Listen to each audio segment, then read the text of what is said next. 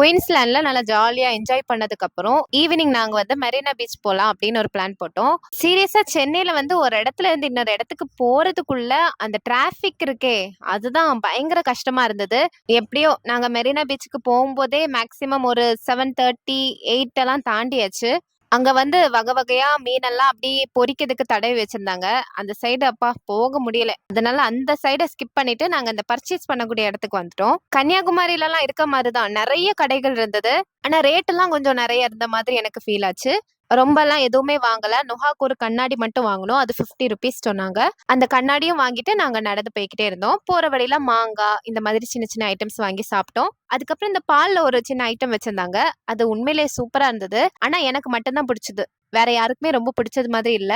அதையும் சாப்பிட்டு கொஞ்சம் சுத்தி பார்த்துட்டு நாங்க நேரா எங்க ரூமுக்கு கிட்ட தான் இருக்கு டிமார்ட், அங்க போனோம். ஆனா இங்க வந்து ரேட் எல்லாம் பயங்கர அஃபோர்டபுளா இருந்துச்சு. நிறைய பொருட்கள் இருந்தது. ஒன் ஸ்டாப்னு சொல்லலாம். எல்லாமே இங்க இருக்கு. A to Z. குட்டி மிரர்லாம் 100 ருபீஸ். அவ்வளவு அழகா இருக்கு பாக்கிறதுக்கு. சின்ன சின்ன ஸ்டட்டு, குட்டி கப்ஸ் அழகா இருந்தது எல்லாமே பாக்கிறதுக்கு. ஆனா எங்களுக்கு தேவையானதை மட்டும் வாங்கிட்டு பில் போட்டு ரூம் கிளம்பிட்டோம். அவ்வளவுதான். இன்னைக்குள்ள டே ரொம்ப அழகா முடிஞ்சது. இன்னும் ஒரே ஒரு பார்ட் தான் இருக்கு. அந்த வீடியோ பாக்கிறதுக்கு மறக்காம நம்ம சேனலை சப்ஸ்கிரைப் பண்ணி சப்போர்ட் பண்ணுங்க. இன்னொரு வீடியோல பார்க்கலாம். பாய்.